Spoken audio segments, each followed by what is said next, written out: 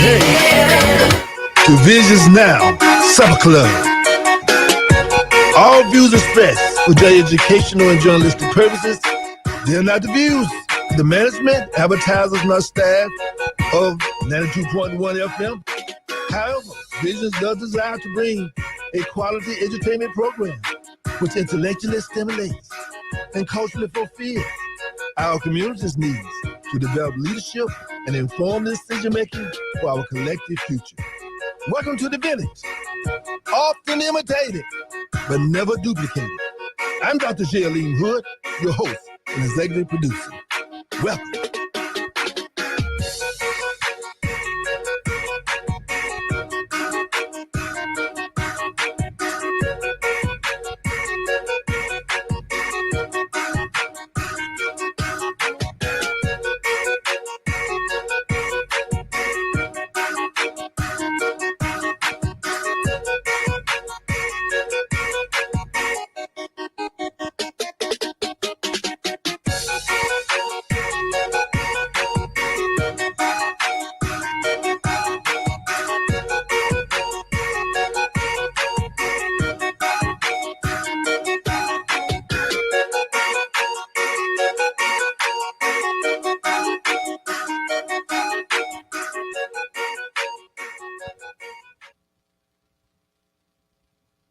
Ever wondered how a small island sound became a global phenomenon?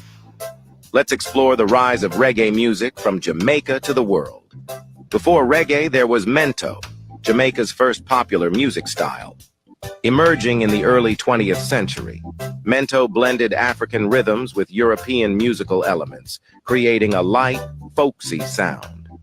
This laid the foundation for later Jamaican genres, including reggae. Reggae music, rooted in the late 1960s, evolved directly from earlier styles like ska and rocksteady. Its signature sound, driven by heavy bass, offbeat rhythms, and soulful lyrics, quickly captured hearts and minds. The genre became a voice for the oppressed, addressing social and economic issues. Bob Marley, the most iconic figure in reggae, propelled the genre into international fame with hits like No Woman, No Cry, and One Love. Marley's music, deeply intertwined with Rastafarian beliefs, spread messages of love, unity, and social justice, making reggae a powerful cultural force. In the 1970s, reggae spread to the UK and the US, influencing artists and spawning new genres like dub and dancehall.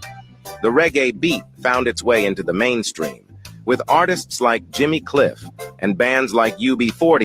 Ever wondered how a small island sound became a global phenomenon?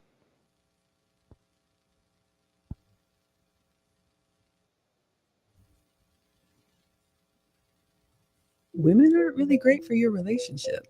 Why do you say that? If they don't want or have the same type of relationship that you do. I have heard people say, it don't take all that. Why are you cooking for him? Why are you packing extra? What is he doing for you? I'm not listening to that. Go live your own life. This is what I'm doing. But I do have girlfriends. We get together once a month. We have kind of like our ladies of leisure. I'm really okay with, a select few. And my man is the priority. So, yeah. You heard it here first, guys. You heard it. With my girlfriends, what I did is I used to have girlfriends that were all over the place. And I realized that you are a combination of the 5 people you're closest to. So you want to make sure those people are where you're wanting to go. So my girlfriends now, when I tell you, movers and shakers and supportive, and we all kind of have the same goals and we all have the same types of relationships. That's good. So when you're going through something with your guy, your husband, and he's saying, whatever, my girlfriends are the one that's just like, girl, you better get back in there. Divorce is looking ugly. You don't want to know what's out here in the street. Because I didn't really have that community coming out of corporate America, I work with a lot of masculine women. And so it was hard to have that type of friendship. I'm usually that friend. I'm usually that one saying, you don't want to be out here. Yeah. No, he wasn't mean. This is just how men are. Yeah. They are very direct in their communication. He's not trying to hurt your feelings. He's trying to protect you. So I'm usually, women aren't really great for your relationship.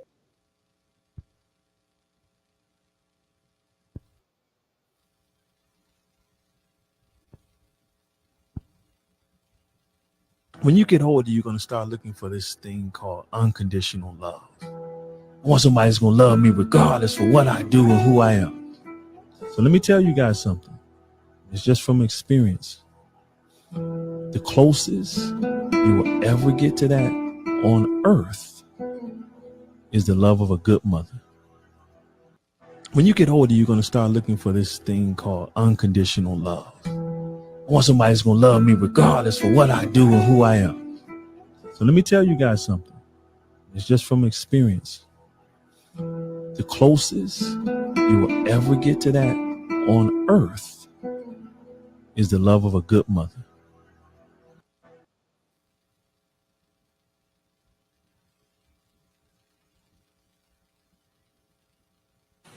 And go home, smile, get pats on the back, and still be relegated to second-class living. Tommy Smith sets a new world record in the 200 meters with John Carlos taking the bronze. And I'm supposed to stand up there and look at the flag, put my hand over my heart, saying how proud I am because the flag has represented me? I don't think so, because it did not. So when the national anthem started playing, I was not looking at the ground. I was praying the Lord's Prayer. My head bowed, my fist went up in the air. I wore black gloves to represent social power or black power. I wore socks, not shoes, to represent poverty. I wore a black scarf around my neck to symbolize the lynching, the hangings that black folks went through while building this country. Black history shouldn't be regulated to 28 to 29 days in February.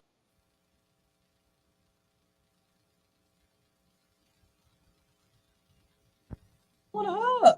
I don't think that means I need help. I just don't want a hug. Like, that makes me uncomfortable. Why? Well, see, and the question would be, how well do you do with intimacy? Because your physical repulsion to physical touch is just your way of having an emotional wall that you haven't brought down yet. When I was 5, 6 years old, my mom gave us up. When I say, like, oh, I haven't been hugged, I haven't been touched, like, it's because I don't know how. What you're experiencing is abandonment. So you learned at a very young age that people I love will leave me.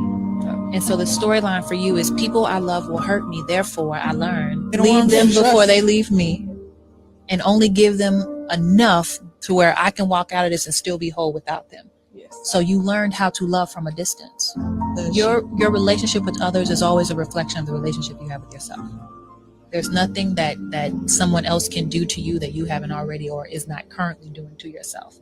So his inability to get close to you is your own way that you block yourself from entering into a loving place with yourself and also other people. But until you reach a place within yourself that says, I deserve this, truly deserve this type of life because of who I am, then I'm willing to walk the scary path to get there.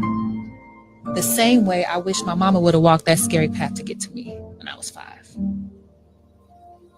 So I'm willing to go the distance for myself that she wasn't willing to do for me.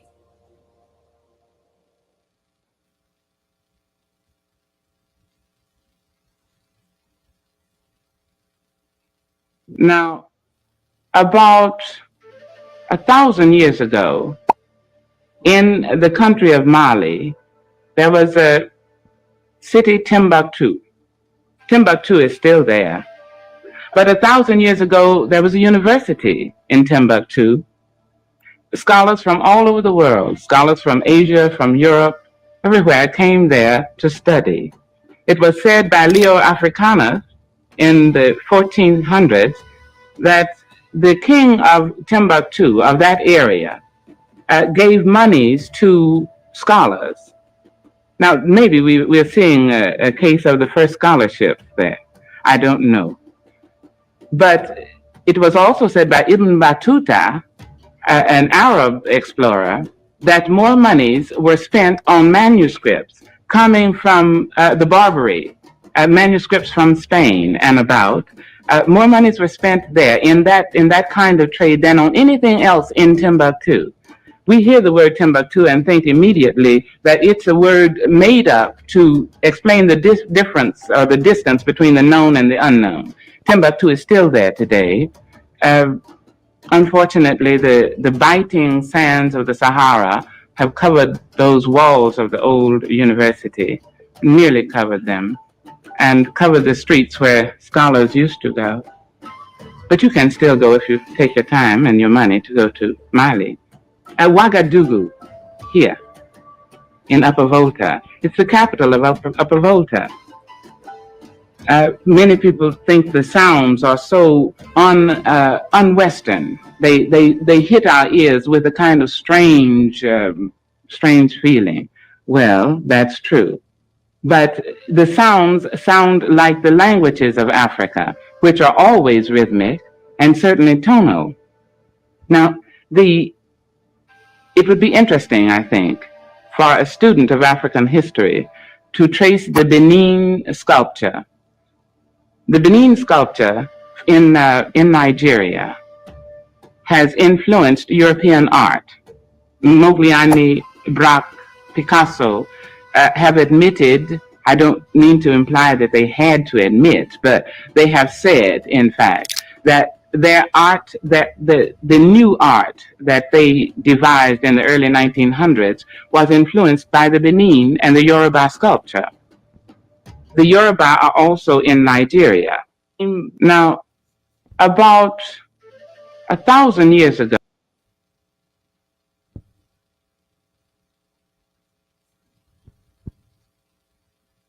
Bobby Longstreet and LeBron Longstreet. LeBron was the leader of the disciples back then. And he used to have a habit of saying, we're going to be united. We're going to love one another because that's how we came out with D from the knee, love from the heart and stuff.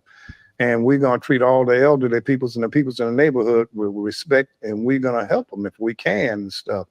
So that's how that began from the disciples to just loving one another. Mm-hmm. We had a thing that was different from a lot of people's realize what we was doing. We had a thing where we didn't force nobody to be with us. Other groups did. Right. A lot of people just liked it, our style. We was the best dancers, the best wrestlers, the best boxers, and we had love. You know, if you wanted to be around, come on around, you know. So that started and it got bigger and bigger and bigger. Right. But the disciples, we actually was helping peoples, and that's how we got that name, disciples. Bobby Longstreet and LeBron Longstreet. LeBron was the leader of the disciples back then. And he used to have a habit of saying, we're going to be united. We're going to love one another because that's how we came out with D from the knee, love from the heart and stuff. And we're going to treat all the elderly peoples and the peoples in the neighborhood with respect, and we're going to help them if we can and stuff.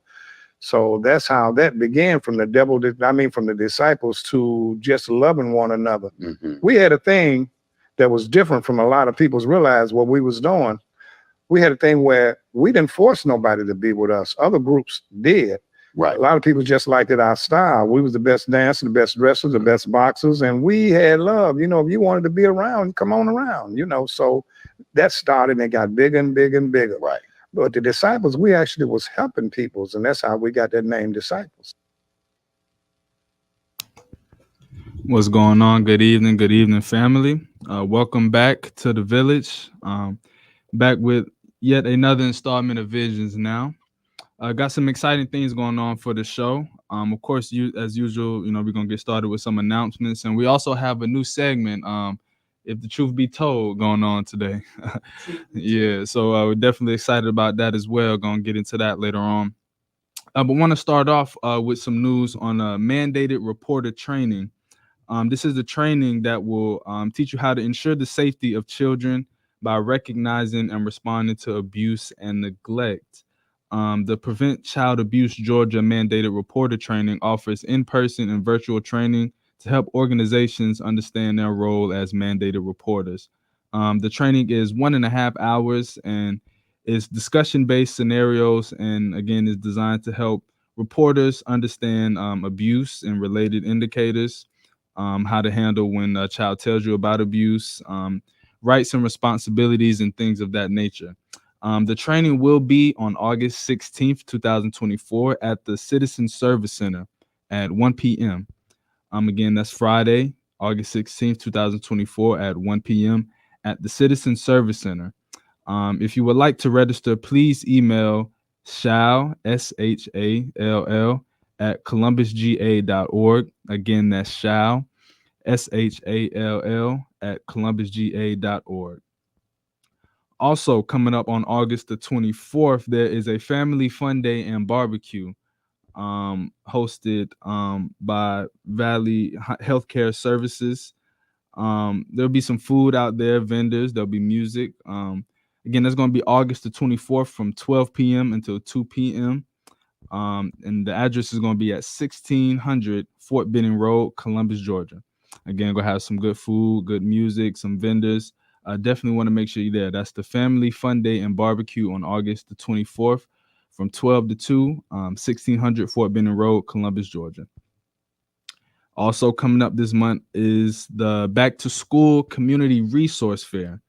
The fair is on August 10th. We have some community resources, free school supplies, family resources.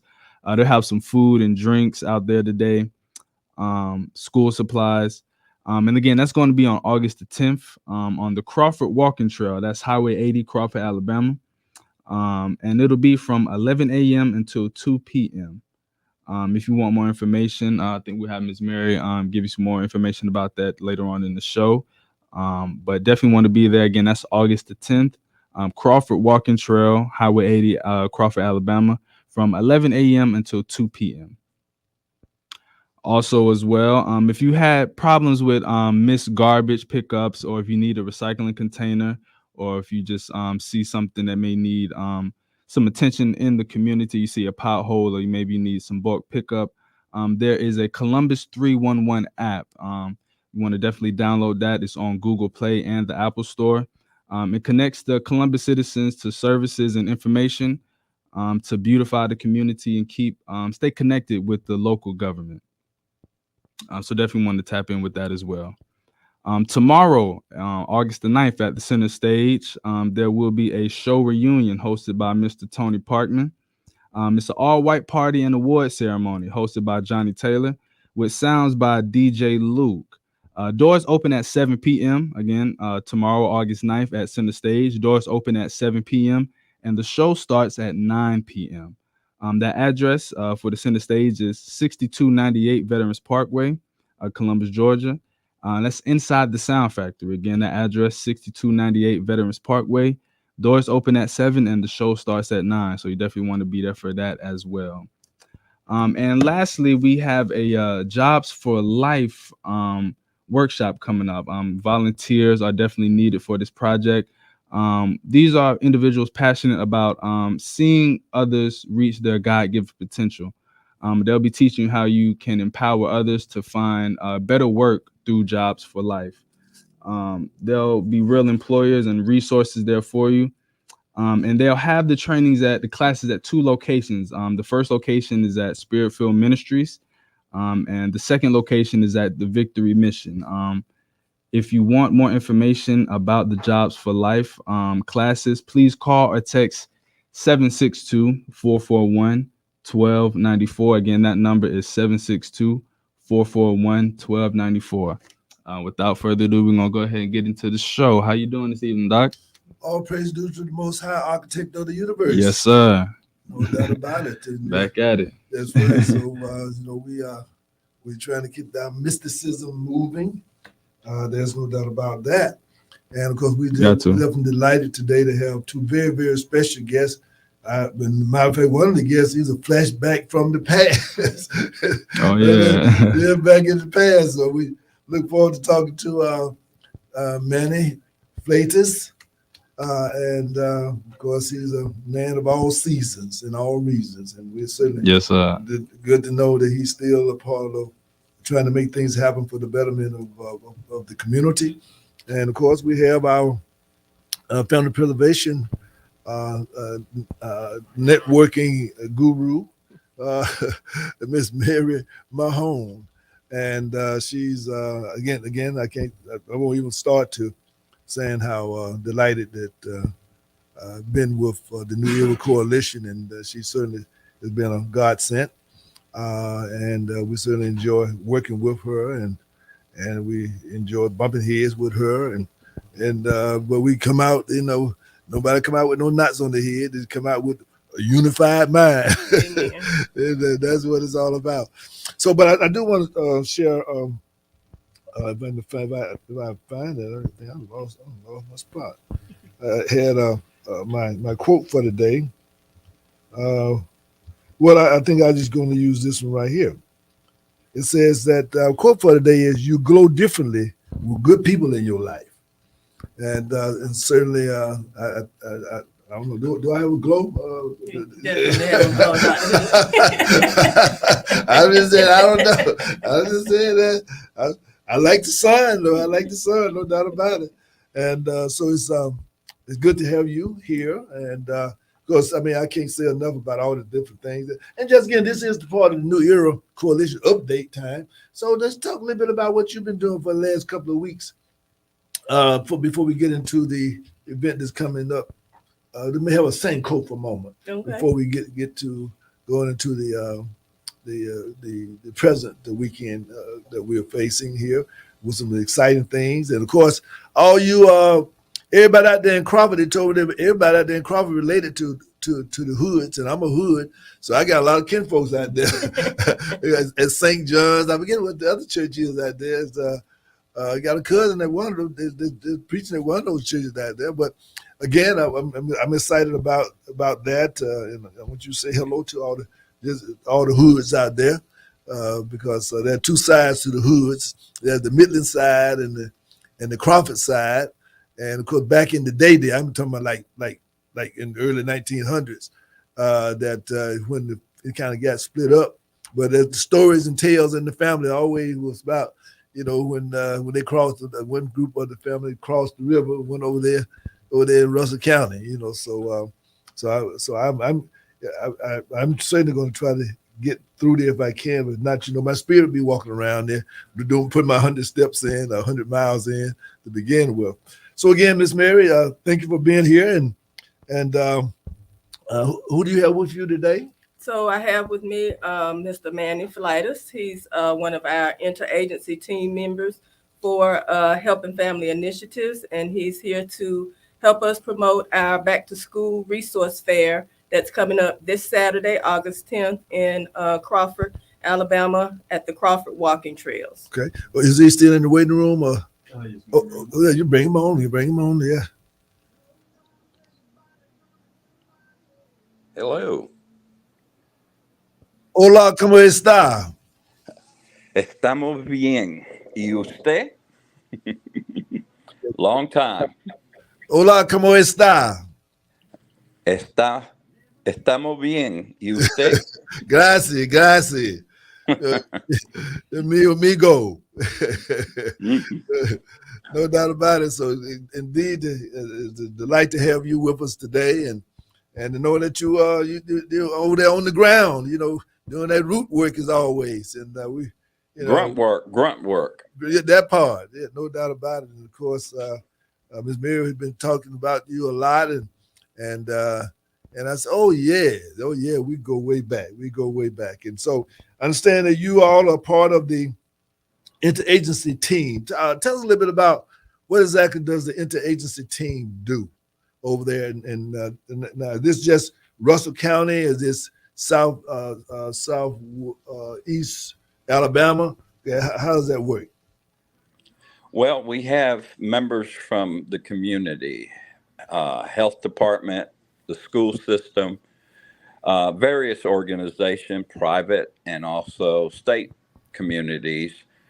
And we come together through the initiative of the DA's office. When there's issues, we present it to the committee and try to find solutions and answers to the questions. So it could be a displaced mom due to domestic, find placement. It could be children that are having problems at school. We find the mental health side of it. We just tie everything together and come up with a treatment plan, basically. Right. What are we going to do? Comprehensive, yeah. Absolutely. Uh-huh. No doubt. Before we get all into it a little bit, we have a new segment that we call If the Truth Be Told.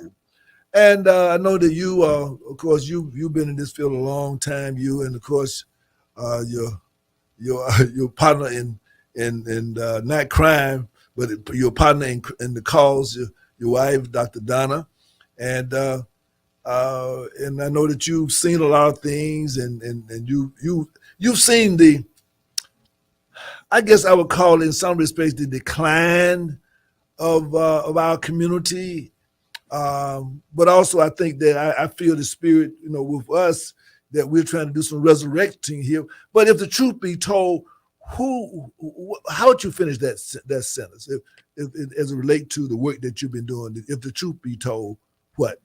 Truth be told, we need to catch the problem while they're in the infancy stage. But truthfully, we need more positive male role models in the community, mentors. That is an area that's lacking. And because of that, we pay the price later on, where now we're looking at a penal problem. That's right. So if we could catch it early, give them direction, guidance, support through the various agencies, we can keep them on a narrow line. Right. And you see that in the community. It's the grandmother that's the matriarch raising the kids. You don't see the male role model, and that's what I would like to see happen. Exactly, and unfortunately, TV and video games become the examples that they see, and all the bad habits. Miss Mary, how you doing today? Again? I'm doing awesome. So as it relates to, of course, you're part of this interagency group as well. And what role have you played, and what has been, some of the challenges that you have faced as you have come together? I know it's a great team, but what have been some of the challenges, and how can the community better support what you're doing? Okay. So I am the director of Health and Family Initiatives, and basically that just makes me a part of the team. So we work together with community partners, with different agencies to assess what can we do to help families when they're referred to us, whether it's for attendance issues, whether it's for behavior issues, whether it's financial issues, mental health issues. Who can we reach out to? Who can we use to help this family get back on their feet and support themselves and build a better life for themselves without having to depend on the government or other people to provide for them, but so that they can build themselves up and move forward and have a better situation for themselves and their lives. And I guess the only thing I would add there is that the government helped put them in this situation. So the government has a part to play. But the government, there's some things that the government cannot. You can't, like we say, you can't legislate love. Mm-hmm. You can't legislate compassion. You can't legislate attention. Amen. So therefore, those things, but certainly the resources that the children need. Because I say, in my respect, that the truth be told, if we put as much money into hiring police and bulletproof vests and getting guns and helicopters and cameras, if we put as much money into that if we put that into children, then we wouldn't have the problem that we have, if the truth be told. Okay, so that's what would you have to say about, if the truth be told, about this problem? Okay, so if the truth be told, I would have to say, I would want to know, are people asking themselves, what can I do to be a part of the change I want to see? Is there some way I can volunteer? Is there a group that I can become a part of? What can I do for my community? How can I step up? Instead of just asking, what can you do for me? What can you do for your surrounding areas? How can you help? How can you step up? And another, as I listen to you and I listen to Manny, and also, if the truth be told, one of the things that I've had a big challenge over is that we know that, as Manny mentioned, there are not enough positive male role models in the lives of these children.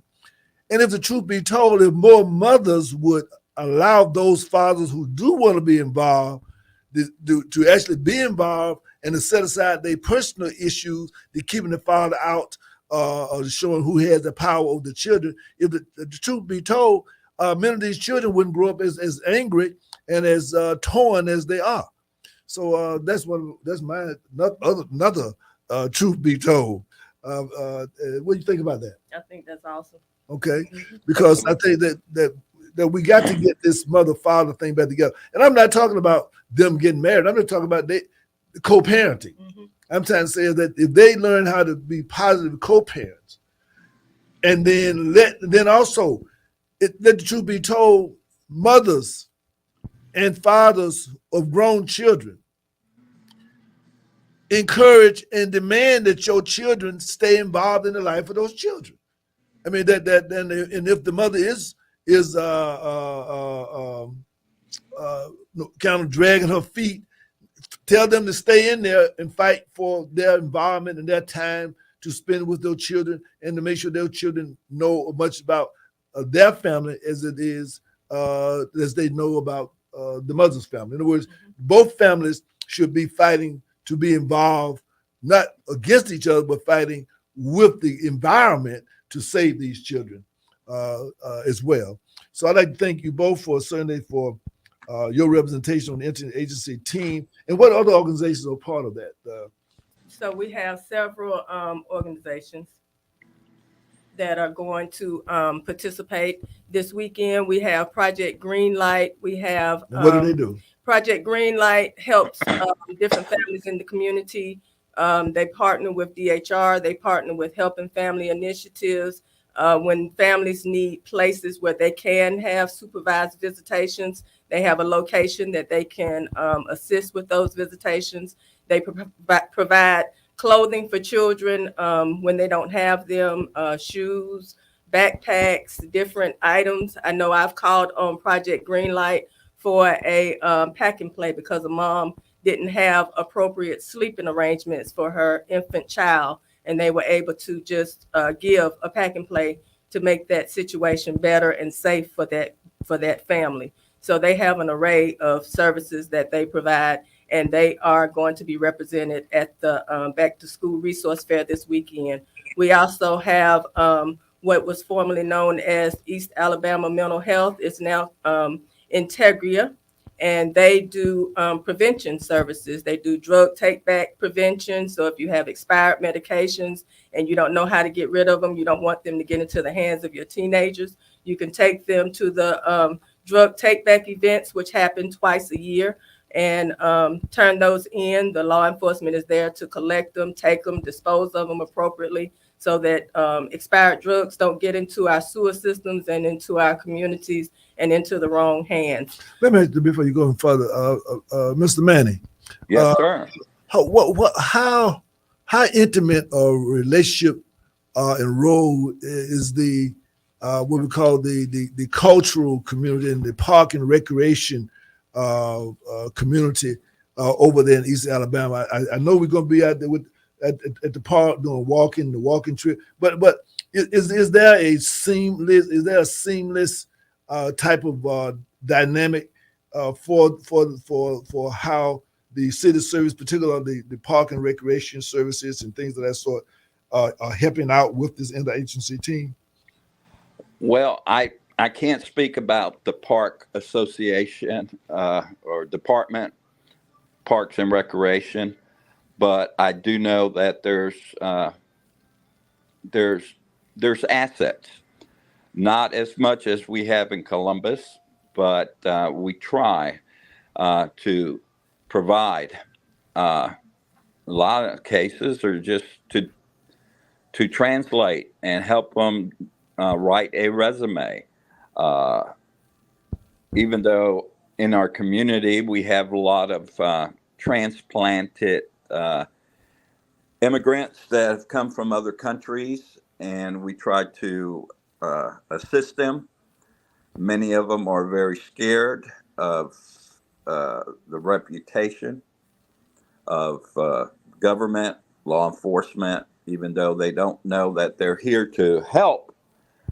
But in their own country, the atrocities that happen And being in various Latin American countries through my career in the military, I've witnessed it firsthand.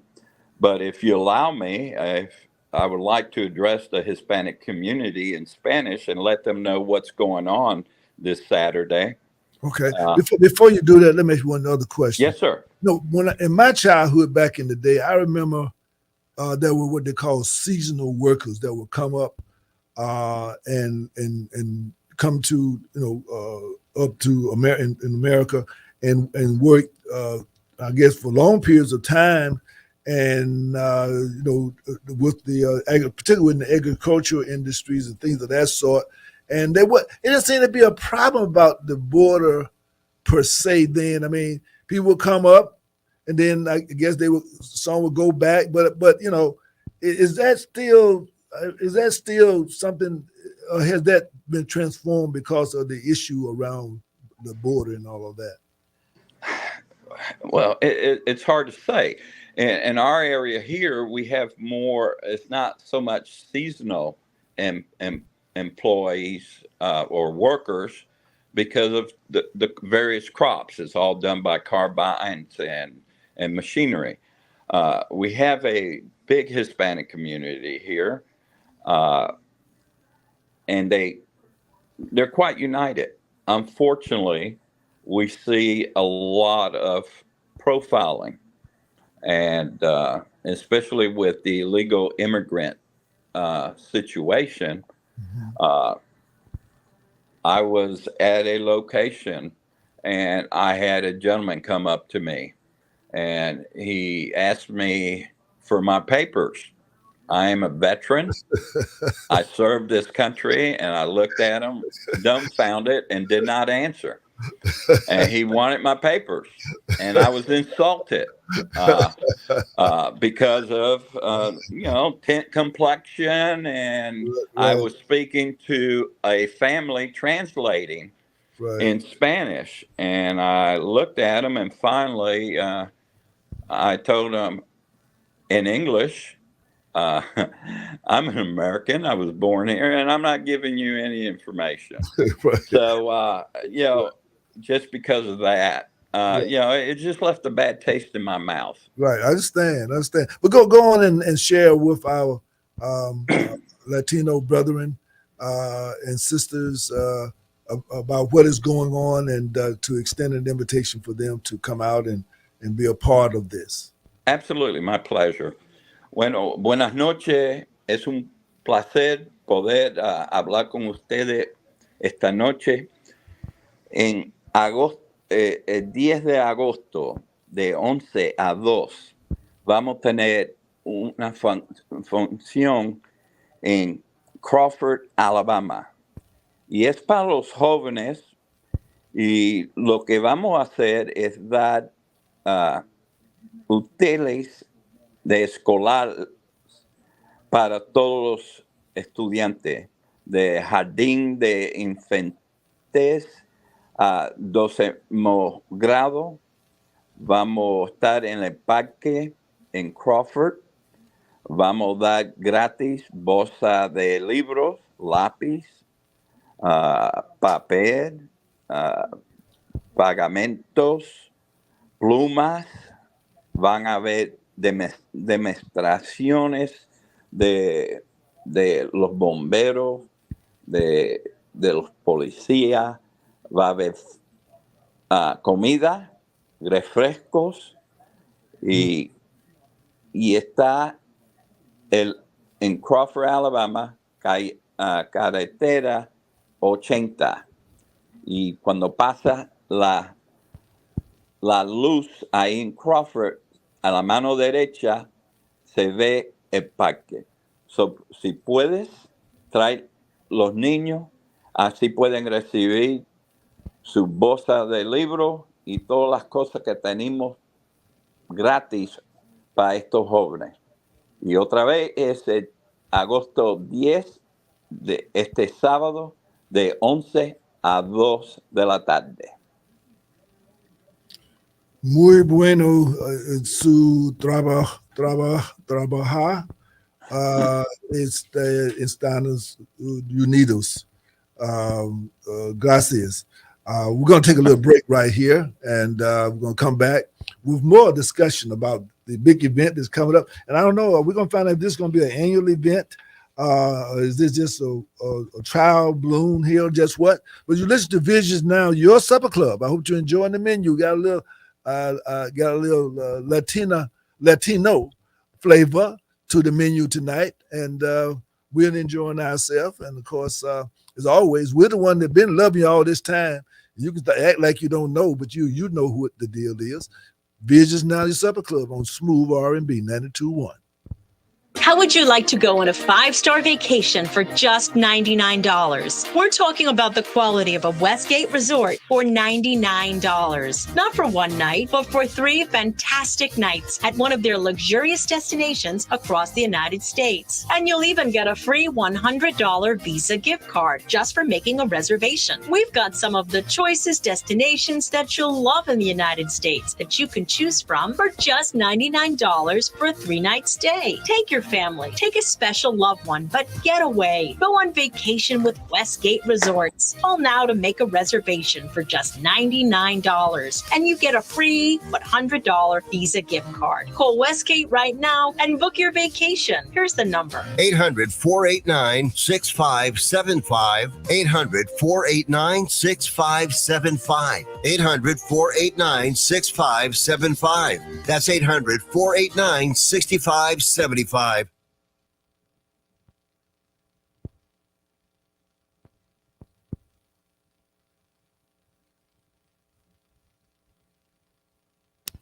Welcome back to Visions Now, your supper club. And I'm Dr. J. Aleem Hood, your host and executive producer. And of course, I have today with us Mr. Manny Fleitas, and we have Mrs. Mary Mahone. You're gonna need to get on the mic. I got another question for you. And because I know, since I have you here, and both of us, because I've done a lot of studies and work in international affairs, and traveled to different parts of the world, from as a scholar and studying different situations. And I want to ask you this question. Because I'm concerned about where we're going, because as far as the solutions to this immigration problem here, and I know you understand the sentiments of both sides, and so is there any win-win a way that nobody's going to get I guess everything they want, but is there a way that there can be what's the middle ground here? So that we all can know, and we all can support, know what to support. Sometimes we feel like we're on the sidelines, but we're not on the sideline, because we all have vested interest here, but we just don't know what side. So what would be a reasonable medium for to start building solutions to this particular problem? Well, being a son of immigrants, firstborn in the U.S., we see a lot of issues, resentment, because a lot of our community and funding is going to everyone around. The mindset is, because you're illegal, you have no rights. If you're working for an employer as an independent contractor, what have you, and you're illegal and you become injured, next thing you know, they're paying disability benefits and so on. They get approved. Mm-hmm. When it's very difficult for 5-6 generation Americans, and they get denied. When the flotilla came in from Cuba, the first one, not the Marielitos, mm-hmm. You had 6-7 generation Floridians, orange groves, pineapple, and mm-hmm. sugarcane, farmers that were hit with drought, hurricanes, And here comes these immigrants, and I'm talking now with the Cubans back then. Right. And all of a sudden they got grants, Mm-hmm.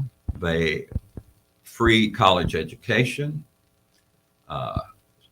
assistance, food stamps, funding. And here you had 5th, 6th generation Floridians that did not qualify for anything. Right. So you can imagine the bad taste. Right. And So what should we, we're gonna come back and have another discussion. I want to really get a full throat on this. But I know there was one proposal that was floated by this administration that was I guess put on hold because of politics. But I mean, but in a simple sense, what is the key? What's the key element that you think that we need to address immediately to kind of neutralize the politicizing of this issue? education. Educate the politicians who's at times a veil falls in front of their eyes once they get in office and forget us and forget that we put them in place. Have public forums. Okay, where we can bring discussions, people together. Okay. The churches, you Okay. have the different Spanish churches, whether it's Episcopalian, you have Pentecostal, you have the Catholic Church. Right. They have 2 types of services. Right. And Let me see one other thing. Go ahead. Okay, because I want to get back to the program because I want to be inclusive here, and that is what one of the things that I see is that when times get like that, the people who need each other many times end up in conflict because they see themselves as being competitors, but many times they're pitted. Like from the bottom, they pit it together against these. So I guess what I'm saying is, are there any efforts to make sure that certainly between the competing communities at the lower tier of the realm, so to speak, is there any efforts to make sure that there's a good dialogue and everybody kind of understands? Because I know I heard some people say, well, some people taking certain people's jobs, and absolutely. I mean, and that resonate with some people, and I guess so. To set that aside, are there any humanitarian type discussion that you say happening that people could be a part of, so that they could educate themselves about the issues and how to be a part of the solution and not part of the problem? Unfortunately, the solution that I see most of the time is throw money at it. Okay. And that does not help. Right. I mean, it helps in certain instances, but we have to get down in the short term and not in the long term into the trenches. Right. Okay. And have community leaders involved. Mm-hmm. You always have a translator. Right. And have them involved trying to unite. Right. And that's the thing, the unity. Right. You're right. A lot of jobs, they feel that jobs are, but let's use Mexicans from the ones from Guatemala, Venezuela. They'll take any job. Right. 30 members will come together in a house. Right. I guess in many respects, I pray that the Aztecs and the Mayans will come together. Okay. And we're going to come back to this because I think that because a new era, I'm in my mind, I think that we need to perhaps take a look at how we can bring together some unity. So that we don't get defined by external forces, that we can kind of come together, and work out some things, and that's not being done. So I'm hoping that maybe this kind of a situation here, because even just coming out for this event, I guess that's what brought it to my mind, because this is an event that brings all different communities together, You know, All cultures. is exactly. And so, and with you, reaching out to them in the native language and that type of thing, and perhaps we need to take it to the next level, some dialogue, and maybe the interagency can also be intercultural team building. Maybe can take place as well. So we're going to come, and I see this as being a step in that right direction, and that's why I connected these dots, because I see this as being events like this being where people meet. I need some water, you need some water. Let's go get some water together. I mean, Absolutely. okay, so that type of thing. Unity. Yeah, exactly. That's exactly. what we need. Exactly. Forget what the facade that's on the skin. Exactly. Unity. Now, the Helping Families Initiative.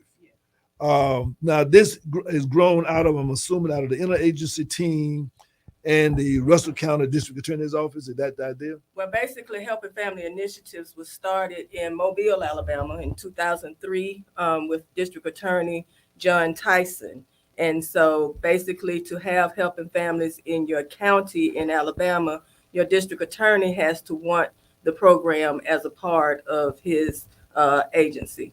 And so Helping Families is in several counties in Alabama, and we work to decrease truancy in the school systems. The Alabama compulsory attendance laws say if you're age 6 to 17, you have to go to school, and if you're attending school, you have to behave in school. So we work with the school systems to identify families that are at risk of being prosecuted by the district attorney, but he doesn't want to prosecute those families. He wants to find out why, what are the issues in those families, and we try to help to decrease those issues. Right. Now, let me ask this, and you don't have to answer this. You plead the fifth if you want to. But in my mind, of course, as a clinical social worker, I've dealt with this and truancy that was kind of at the core. And I know parents one time were taken to court, but also been a part of drug court movement and all of that, and parents being penalized because your child is still smoking or whatever. It was kind of hard because the parents, I mean, the child, they couldn't control that. So, but the parents are being penalized financially. So I guess what I'm trying to say, are the resources there, or just a evolving situation where, because I see this is trying to stop dropout. There's a lot of factors, and the New Year Coalition. I think we have some concept that can be helpful with this. So, do you understand what I'm saying? That I mean, I know you. How many of you is there? I mean, you? There with Helping Family Initiatives. Yeah, helping with that truancy. Okay, so in our particular office here in Russell County, we only have 3 people that are actually working along with the district attorney, of course, but he works in the prosecution side, and Helping Families is sort of a subdivision of the district attorney. And how many children, generally speaking, is in that catchment? So it just depends on what the enrollment is within the school system. So right now, for example, so let's say, is it 5%, 10% of the population, 15%? I mean, it's an ebb and flow. So it may be, it varies, and we just take it on a referral type basis. Okay, who makes the referral? The school systems make the referrals. You can have community member make a referral. Can parents call you and say, I want to go, but I'm having a problem with her. She don't want to get out of bed. I mean, yes, and so then we'll listen to what the concern is. We'll assess it with that family. We'll take the issues to our interagency team and let them know what the situation is, and they'll assess it. And if there's a resource within that interagency team, they'll let us know that they can assist with that family, or if they can't assist with that family, they'll point us to another agency that might be able to assist with that family and try to address those issues. But again, we want to strengthen our families and not make our families dependent. So we do what we call a individualized intervention plan. Let me say something on that. The alternative school, to me, the alternative school is like they're like the low-hanging fruit here. And so therefore, all of them in alternative schools, I would think, would be candidates for dropout. Yes. Okay, so like do you know how many students are generally speaking populate in the alternative school setting? We don't have a specific statistic right here today, but we all know that the number is increasing day after day, year after year. And so we are In Russell County, we've been addressing more of the attendance issues, and we want to get more into the behavior issues and try to catch the children that aren't being prosecuted. Okay, at this point in time. okay. Go on and tell people what's going on, and if you have the next 2 minutes to go on and lay it all out for us. Okay, so Saturday, August 10th, we will be at the Crawford Walking Trail in Crawford, Alabama, and we are doing a back-to-school community resource fair, and it is sponsored by Interagency Team Meeting and the Russell County District Attorney's Office with the Honorable Rick Chansey. So we'll have different agencies out there, such as Jobs for Life, Project Greenlight, Integria, the Russell County Health Department, Well Women's Program, NAACP, Unit 5050 will be out there. We'll have the Russell County Sheriff's Office, and they will be supplying hot dogs and hamburgers. The Russell County DA's office will have a table set up at the walking trails.